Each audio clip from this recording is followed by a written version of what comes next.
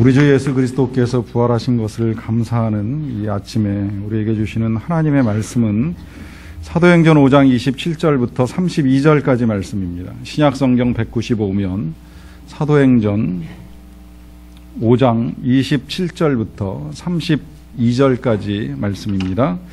이 계시의 말씀을 제가 받들어 읽어드릴 때 살아계신 주님의 음성을 들으실 수 있기를 바랍니다. 그들을 끌어다가 공회 앞에 세우니 대제사장이 물어 이르되 우리가 이 이름으로 사람을 가르치지 말라고 엄금하였으되 너희가 너희 가르침을 예루살렘에 가득하게 하니 이 사람의 피를 우리에게로 돌리고자 함이로다. 베드로와 사도들이 대답하여 이르되 사람보다 하나님께 순종하는 것이 마땅하니라. 너희가 나무에 달아 죽인 예수를 우리 조상의 하나님이 살리시고 이스라엘에게 회개함과 제사함을 주시려고 그를 오른손으로 높이사 임금과 구주로 삼으셨느니라. 우리는 이 일의 증인이요 하나님이 자기에게 순종하는 사람들에게 주신 성령도 그러하니라 하더라. 아멘. 더 듣고 싶은데 벌써 끝난 거예요? 지난 금요일에 음악 예배에서도 귀한 찬양으로 우리 주님께 영광을 올려드렸습니다. 감동이 남아서 좀 더 들었으면 했는데 이제 오늘 남아있는 부분이 있어서 기대했는데 좀 아쉽지만 귀한 찬양으로 우리 주님의 부활을 찬양하고 영광 돌려서 진심으로 감사를 드립니다. 어느 믿음 좋은 남편이 아내를 데리고 성지 순례 중이었는데요. 순례를 하다가 불행하게도 예루살렘을 순례하는 중에 이제 부인이 세상을 떠나게 됩니다. 장의사가 하는 말이 시신을 한국으로 가지고 가는 데에 한 1,000만 원 정도가 들고 만약에 이스라엘 땅에 그냥 묻게 되면 한 100만 원 정도 돈이 든다고 하면서 그냥 어차피 이렇게 됐으니 이 거룩한 성지, 은혜가 넘치는 성지에 묻고 가는 것이 어떠냐 하면서 추천을 합니다. 그러자 이 믿음이 좋은 남편이 값이 비싸도 돈이 들어가도 기어이 한국으로 시신을 옮기겠다고 하면서 장의사에게 귓속말로 이렇게 속삭였다고 합니다. 여기는 전에 죽은 사람이 살아난 일이 있다면서요. 이 아내가 살아나는 걸 왜 두려워하는지는 정확히 모르겠지만 이 사람이 살아난다라고 하는 사실을 받아들이는 것이 쉽지는 않습니다. 이런 예가 사실은 아니겠지만 사랑하지 않는 사람이 다시 살아난다는 사실을 받아들이는 것은 힘들 수 있습니다. 그런데 역으로 정말 사랑하는 사람, 너무나도 사랑하는데 그 사람이 나이가 어릴 때나 혹은 젊을 때에 우리 곁을 너무나도 빨리 떠나간다라고 하면 그가 살아났을 때의 그 기쁨과 감격은 이루 말할 수가 없을 것입니다. 실제 이런 일이 최근에도 있었습니다. 긴 시간의 사망은 아니었지만 어느 한 가정에 호주에서 있었던 일인데요. 한 가정에 쌍둥이 중에 두 아이가 중에 한 아이가 굉장히 연약한 체력을 가지고 태어납니다. 태어나서 인큐베이터 안에서 생명을 유지하려고 하다가 결국에는 그 생명을 연장하지 못하고 세상을 떠나는 일이 있어요. 의사들이 애를 썼는데 아이의 호흡이 끊어지고 맥박이 멎는 것을 보면서 더 이상은 살 수 없다, 죽었다 하는 판정을 내리고 그 아이를 마지막으로 그 부모님에게 넘겨주는 일을 하게 됩니다. 부모님 입장에서는 인정하기 싫었습니다. 그런데 사실은 아이가 죽은 것입니다. 실제로 아이는 호흡도 하지 않고 맥박도 뛰고 있지 않으니 그 사실을 받아들여야만 합니다. 그런데 그 사실을 받아들일 수 없었던 이 부모, 엄마가 그 아이를 안고 옷을 벗고 아이를 품에 꼭 끌어안은 다음에 젖을 물렸습니다. 그리고 기도합니다. 놀랍게도 여러 시간에 흐르고 난 이후에 아이에게 호흡이 돌아오고 맥박이 뛰면서 젖을 빨더라는 거예요. 그렇게 살아난 아이가 벌써 이제 세월 흐른 지 한 2년 정도 지난 것으로 알고 있는데 건강하게 잘 자라고 있다는 사진과 함께 이제 기사가 실린 것을 본 일이 있습니다. 사랑하는 아이 혹은 사랑하는 사람이 죽은 줄만 알았는데 다시 살아났을 때의 기쁨이라고 하는 건 이루 말할 수가 없는 것입니다. 우리 교회가 직접 만드는 묵상교재 3, 4월호를 보신 분들이 계실 텐데요. 묵상교재 맨 뒤에는 이제 교회 일반 상식이 한 2페이지 정도의 칼럼으로 실리게 됩니다. 이번 3, 4월호에 실린 칼럼의 제목은 이렇습니다. 부활주일이 기독교의 두 번째 큰 축일이라고요 하는 제목입니다. 일반적으로 사람들이 그렇게 생각합니다. 교회를 다니시는 분들 중에도 그렇게 생각하시는 분들이 많습니다.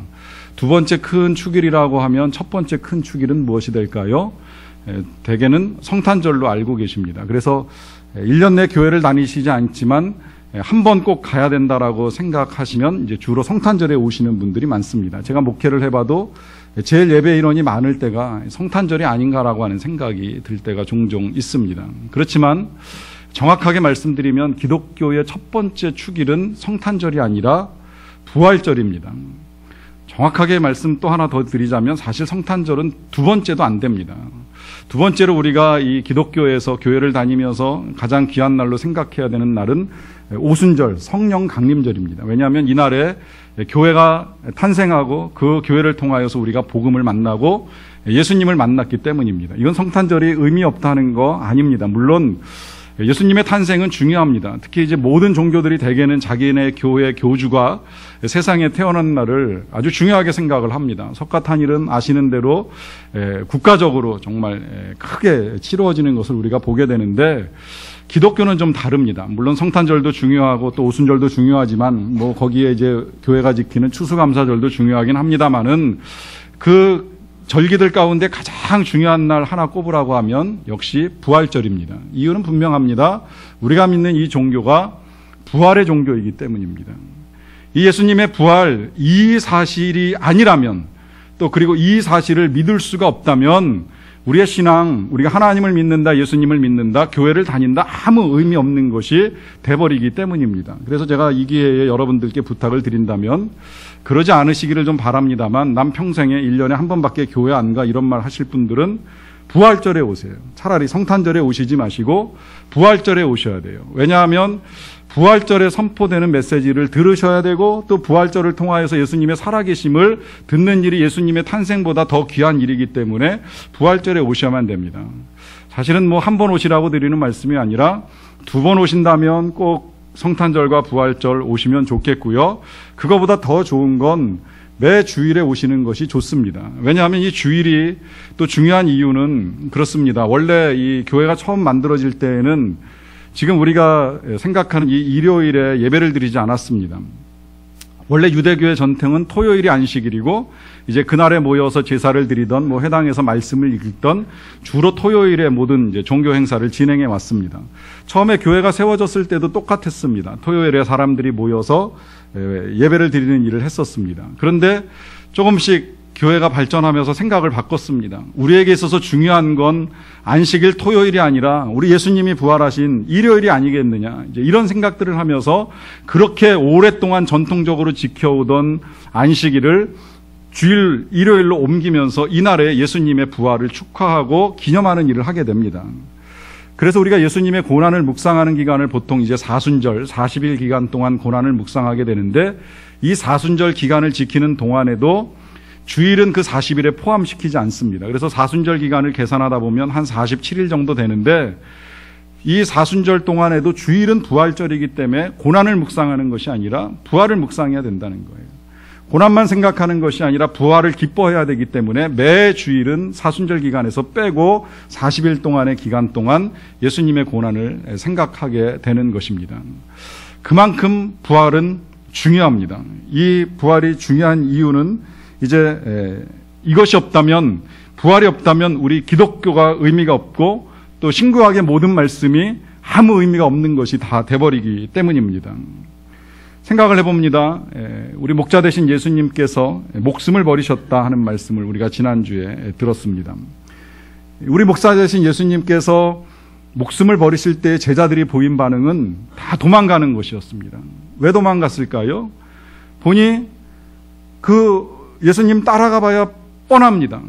죽음밖에 기다리고 있는 것이 없습니다. 죽음이 아니라면 고난밖에 없습니다. 눈치챈 제자들이 살아야 하겠으니 예수님 버리고 도망갈 수밖에 없습니다. 그런데 그 제자들이 다시 모입니다. 모일 뿐만 아니라 모여서 예수님을 전합니다. 전할 뿐만 아니라 전하는 과정 중에 어려움에 부딪히지만 하나도 아랑곳하지 않고 끝까지 예수님을 전합니다. 왜 그럴까요? 예수님이 살아나셨기 때문입니다. 그 예수님, 죽었다고 생각했던 예수님이 다시 살아나신 것을 보게 되니까 제자들이 생각을 바꾸고 삶을 바꾼 것입니다. 저와 여러분들이 오늘 함께 읽은 본문의 말씀은 바로 그 사실을 전해주는데요. 이 부활하신 예수님을 전하던 제자들이 다시 붙잡혔어요. 공회에 붙잡혀서 재판을 받게 됩니다. 예수님이라고 하는 이름으로 전하지 말라고 했는데 왜 자꾸 전하느냐라고 하는 이유를 가지고 이제 재판을 받는 중입니다. 이 재판 중에 제자들이 하는 답변이 오늘 말씀 30절에 이렇게 기록이 되어 있습니다. 너희가 나무에 달아 죽인 예수를 우리 조상의 하나님이 살리셨다 하는 말씀입니다. 예수 그리스도가 나무 십자가에 달려서 죽은 건 맞다는 거예요. 이거 죽인 건 유대인들이 죽였기 때문에 너희가 죽였다고 말씀합니다. 그런데 하나님이 살리셨다는 거예요. 이 하나님이라 살리셨다라고 하는 말씀을 하실 때에 우리 조상의 하나님이라고 하는 표현을 사용을 합니다. 우리 조상, 지금 이 부활하신 예수님을 전하는 사람들은 예수님의 제자들 대부분 유대인들이었습니다. 그리고 그들을 지금 세워놓고 재판을 하는 제사장과 주변에 있는 사람들의 대부분이 다 유대인입니다. 이 사람들은 동일하게 조상으로부터 대대로 하나님을 믿던 사람들입니다. 아브라함으로부터 이삭과 야곱을 거쳐 다윗을 거쳐서 지금까지 다 하나님을 믿는 사람들입니다. 이 사람들 가운데 일부는 예수님을 십자가에 달려 죽게 만든 사람이 있는가 하면 그 예수님이 부활했다는 사실을 믿으면서 이제 예수님을 증거하는 사람들이 있는데 그 공통된 그들의 믿음 가운데 중심이 되는 하나님, 바로 그 하나님께서 나무에 달린 예수님을 살리셨다라고 하면서 지금 그 예수님을 전하는 것입니다. 그 하나님이 살리셨다. 너희가 믿고 우리가 믿는 그 하나님이 예수님을 살리신 것이고 그래서 살아나셨는데 살아나셨을 뿐만 아니라 그 살아나신 예수님을 우리의 임금과 구주가 되게 하셨다는 거예요. 임금과 구주라는 말씀을 잘 기억하시기를 바랍니다. 그냥 살아나셨다, 영원히 사신다, 아닙니다. 예수님이 왕이고 예수님이 구주라는 것입니다. 우리는 예수님의 통치를 받아야 된다는 것이고 그러하기 때문에 당신들의 말을 들을 수 없다는 것이 제자들의 분명한 고백이요 선포입니다. 바로 이것입니다. 이 땅에 서고 이 땅을 떠나서고 우리가 예수님을 왕으로 모실 때에 우리에게 진정한 생명과 진정한 삶이 이루어집니다. 그래서 그분을 왕으로 전하는 것입니다. 이렇게 제자들이 목숨 걸고 그 예수님을 전하는 이유는 바로 이 예수님이 살아나시고 또 영원히 살아 계시기 때문입니다. 뒤집어서 생각을 해봅니다. 만약에 정말 우리 예수님께서 돌아가시고 다시 살아나신 일이 없고 모든 것이 끝났다라고 하면 과연 어떤 결과를 가져오게 될 것인가 생각을 해보는 겁니다. 최근에 우리나라에서 돌아가신 대통령 돌아가신 지가 한 5, 6년 된 걸로 알고 있는데 매주 화요일마다 그분을 따르는 5분 정도 되시는 분들이 국립현충원에 가서 화요일마다 참배를 하고 모임을 갖는다는 이야기를 기사로 보게 됐어요. 처음엔 좀 의아하게 생각했어요. 대단하게도 생각을 했습니다. 보통 어려운 일이 아닌데 내부모가 돌아가셔도 매 주일 똑같은 일을 그렇게 하는 것이 보통 어려운 일이 아닌데 돌아가신 대통령을 지금까지도 기억하면서 그 같은 일을 하는 건 한편으로 참 대단하다라고 하는 생각이 들기는 하는데 그럴 수도 있다라고 여겨집니다. 존경하고 사랑하니까 있을 수 있는 일이라고 생각이 들어요. 그런데 그게 한계입니다. 그 일은 수평적으로는 얼마만큼 많은 사람들이 그 일을 확대할 수 있을 것인가 생각을 해보게 되고 또 수직적으로는 세대를 거듭하면서 반복될 수 있는 일인가라고 하는 생각을 해보게 됩니다. 5명의 사람들이 돌아가신 대통령을 기억하고 참배하는 일은 있을 수 있지만 그 일은 거기서 끝일 가능성이 많다는 것이지요. 그런데 우리 예수님의 이 돌아가심이 좀 남다른 이유가 여기에 있습니다. 세월이 흘러갈수록 그분이 세상을 떠나신 그 사건을 많은 사람들이 알게 되고 기억하고 때가 되면 순환주간이라고 하는 이름하에 기도하면서 묵상하면서 그분의 죽음을 다시 생각합니다. 죽음만 생각하는 것이 아니라 그분의 생애를 생각하고 그분이 하신 모든 일들을 생각하고 그분의 말씀을 되뇌이는 일들을 하게 됩니다. 그 일이 한 세대만 가고 끝날 것 같은데 끝나지 아니하고 2000년의 세월이 흐른 지금까지도 계속 이어져 내려오고 있습니다. 그리고 이 일은 우리 예수님께서 다시 이 세상에 심판자로 오셔서 이제 예수를 믿는 자와 믿지 아니하는 자를 구분하실 때까지 변함없이 이어져 나가게 될 것입니다. 이 일이 가능한 이유는 우리 예수님께서 지금도 살아계신 왕이시기 때문입니다. 이걸 또다시 우리가 지금까지 보아온 이 목자와 양의 관점에서도 한 번쯤 다시 생각을 해보는데요. 자, 양을 위하여 목숨을 바친 목자, 이제 그것을 우리가 이제 선한 목자라고 하는 것으로 배웠습니다. 한번 이런 이제 반론을 제기해 보는 겁니다. 자, 양이 위험에 처해 있을 때 양을 위하여 목숨을 바친 목자가 정말 그 책임을 과연 다 한 것인가? 제가 이런 반론을 제기하는 이유는 양을 위하여 목숨을 건다는 그 자체는 고귀한 일이 될 수는 있겠지만 그러나 그 이후에 양들은 과연 어떻게 될 것인가라고 하는 생각을 해보는 겁니다. 실제 상황에서 목자가 맹수하고 싸우던 도적대와 맞서 싸우다가 목숨을 잃고 나면 그 다음에 이 남은 양들은 과연 다 어떻게 될 것인가. 목자 잃은 양들은 방황할 수밖에 없습니다. 먹을 걸 또 찾아 헤매야 됩니다. 아니면 또 그 악한 도적대의 손에 이끌려가서 가죽이 벗겨지고 털이 팔리고 고깃덩어리가 돼버리는 그런 일들을 겪을 수도 있습니다. 그렇게 돼버린 양떼들은 과연 누가 책임을 질 수 있는 것일까요? 봉사를 할 때 지나치게 이 전염이나 위험을 생각하지 못하는 것이 잘못되었다라고 하는 걸 이 봉사를 많이 한 한비아 씨가 책에서 밝혀준 일이 있는데요. 봉사를 많이 하면 할수록 오히려 오지에 가서 사역을 하면 할수록 개인의 위생 관리에 더 철저하다라고 하는 이야기를 읽은 적이 있습니다. 왜냐하면 그 이유를 분명하게 이렇게 밝혀줍니다. 한번 빵 주러 갔다가 전염되거나 위험에 빠지면 평생토록 그 사람들을 굶길 수 있는 일도 일어나기 때문이라고 하는 것입니다. 이런 맥락에서 보면 한번 살려주겠다고 한번 도와주겠다고 희생을 치루었다가 영원히 살려줄 수 없고 영원히 도와줄 수 없다라고 하면 무의미한 희생이 될 수도 있다라고 하는 것이죠. 그런데 우리 주님은 놀랍게도 그렇게 우리들을 위하여 목숨을 버리시는 일을 하시기는 하셨지만 그것으로 끝나신 것이 아니라 다시 살아나셨다라고 하는 것입니다. 살아나셔서 다시 양 같은 우리들을 돌보십니다. 그래서 목자가 잡히실 때에 뿔뿔이 흩어졌던 양떼들이 다시 모인 그 사람들이 교회가 된 것입니다. 우리 예수님은 목숨 바쳐서 죽고 끝나는 그런 목자가 아니라 죽었다가 다시 살아나서 흩어진 양떼들을 다시 모으시고 그들을 끝까지 책임지시는 그런 목자가 되신다라고 하는 말씀입니다. 이 책임진다라고 하는 말씀 속에는 살려주는 일도 있고 먹여주시는 일도 있고 또 함께 하시는 일도 있습니다. 이 말씀은 예수님의 약속입니다. 세상 끝날까지 함께 하시겠다고 말씀하시면서 우리들을 끝까지 책임져 주시겠다라고 분명하게 밝혀주셨습니다. 때때로 그런 일은 있을 수 있어요. 우리와 함께 하시고 우리를 책임져 주시겠다고 영원토록 우리를 버리지 않겠다고 하셨는데 마치 우리의 삶의 자리에서 보면 그런 것이 아닌 것 같은 느낌이 들 때가 종종 있습니다. 여러분, 그런 일들이 일어날 때에 이렇게 이해하셔도 좋을 것 같습니다. 우리가 살고 있는 이 세상엔 아직도 사단의 권세가 남아있어서 선으로 악을 이기는 것이 맞고 또 언젠가 선이 승리하는 것이 틀림은 없습니다만 때때로 극한 악이 선을 이기는 일들이 종종 일어납니다. 마치 우리 예수님이 이 십자가에 달려 돌아가실 때처럼 악한 사람들의 이 악이 극에 달하다 보면 선한 사람을 선한 줄 모르고 십자가에 달라 죽이는 그런 일들이 지금도 종종 일어나요. 이제 그러다 보니까 오늘 우리 사는 세상에도 선한 사람이 희생을 당하기도 하고 또 복음을 전하기 위해 나간 사람이 순교를 겪는 일들이 일어납니다.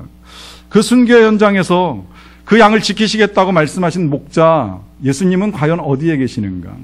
이와 같은 상황에서 당장 선이 악을 이길 수 없을 때 그렇다고 선이 악으로 바뀔 수는 없잖아요. 그때 우리 예수님께서 취하시는 방법이 그 사람을 하나님의 나라로 인도하시는 것입니다. 이 단적인 예가 스데반이 순교할 때 일어납니다. 스데반이 순교할 때 사람들의 악이 극에 달했습니다. 스데반이 전하는 말씀을 듣다가 분노가 생기기 시작을 했어요. 분노를 견딜 수 없는 사람들이 갑자기 돌을 집어가지고 스데반에게 던지며 돌로 쳐 죽임을 당하게 만듭니다. 그때 그걸 막을 수 없는 그 악한 상황 속에서 하나님이 취하신 방법이 스데반을 하늘로 맞이하시는 거예요. 하늘의 영광을 보여주시고 일어나셔서 그 아들을 하늘로 거두시면서 영원한 생명을 주실 뿐만 아니라 영광을 허락하시면서 영원한 평화와 영원한 안식을 누리게 하십니다.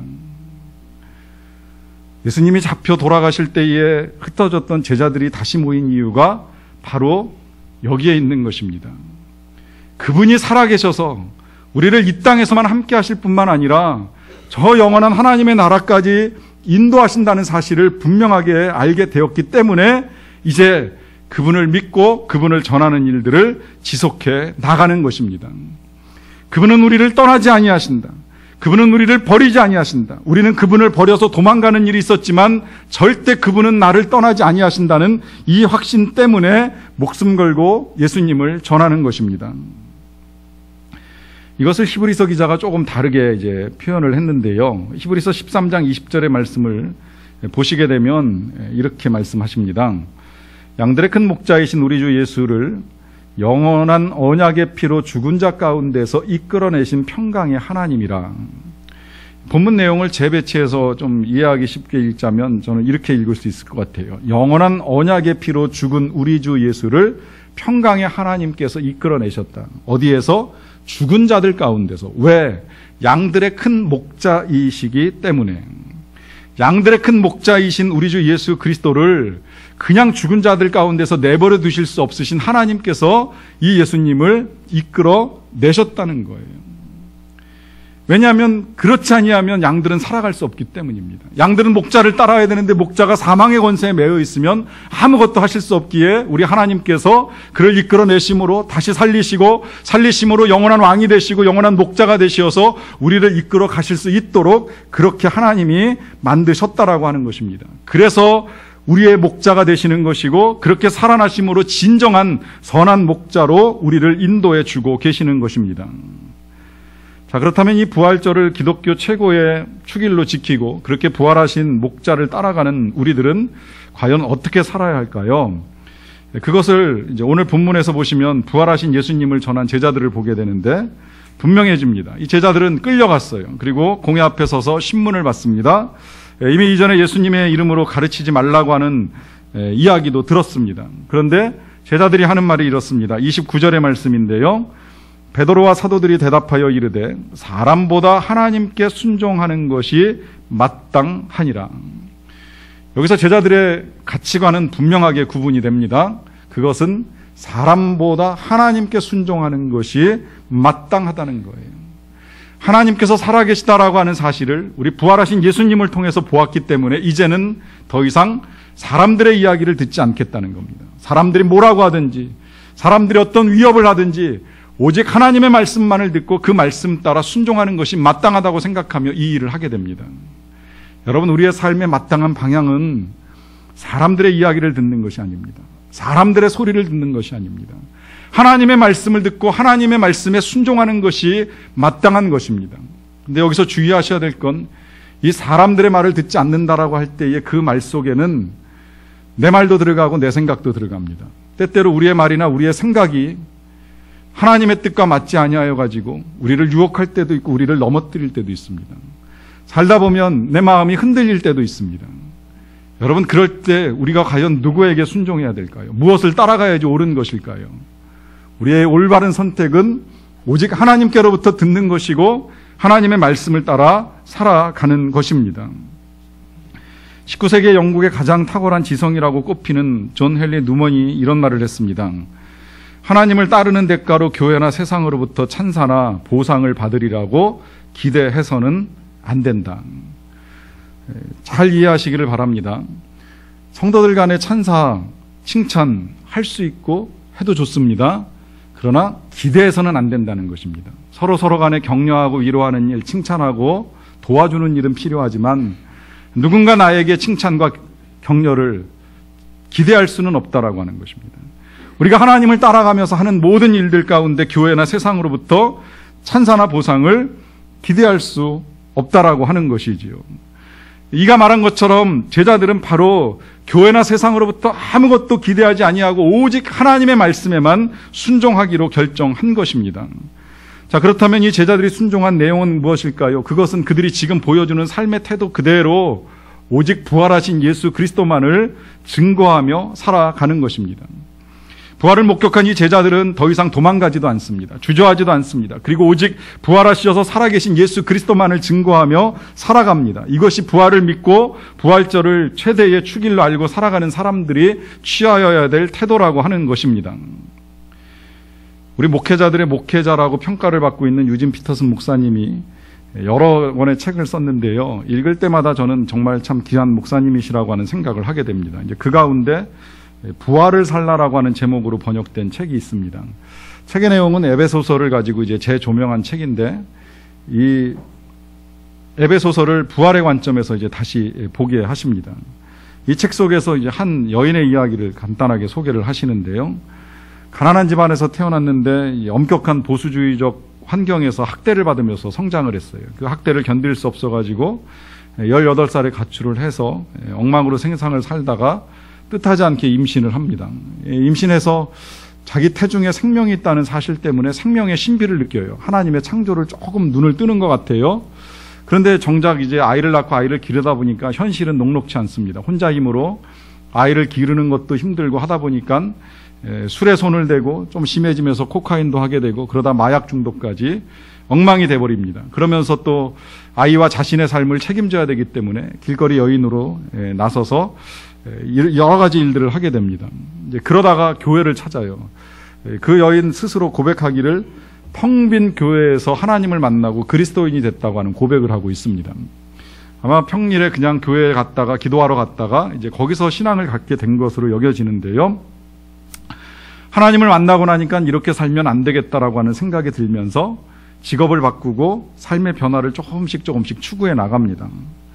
그러면서 이제 교회 공동체 안에 들어와서 교회 성도들과 함께 신앙생활을 하게 되는데 그렇게 신앙생활을 하는 과정 중에 이 여자가 가장 힘들었던 것이 한 가지가 있었다는 걸 고백합니다. 그건 다름 아닌 교회라고 하는 거예요. 교회. 자신이 살아왔던 삶, 가졌던 직업, 그 어떤 것보다도 교회 자체가 너무 힘들다라고 하는 고백을 합니다. 그 이유를 그녀는 이렇게 말합니다. 그들은 예수님을 따르는 것을 제외한 모든 종교적인 행위들을 하고 있었습니다.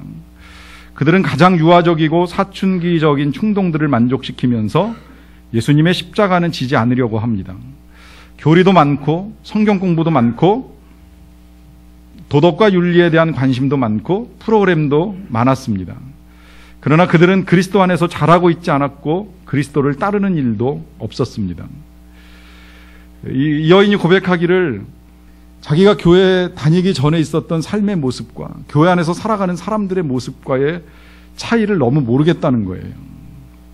저는 이 글을 읽으면서 이것이 혹 나 자신의 모습은 아닌가? 또 우리들의 이야기는 아닌가라고 하는 생각을 해보게 됩니다. 예수님을 따라가는 일과 예수님께서 원하시는 것을 제외한 모든 종교적 행위들을 우리가 하고 있는 것은 아닌가라고 하는 생각을 한 번쯤 해보게 됩니다. 우린 지난 한 주간 동안 고난주간으로 특별 새벽 기도의 시간을 가졌습니다.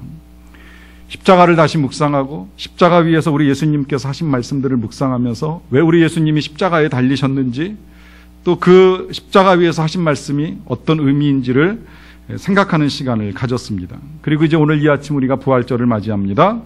목자 되신 우리 예수님께서 다시 살아나셨다라고 하는 이야기를 듣고 알게 됩니다. 자, 그렇다면 이제 어떻게 해야 되겠습니까?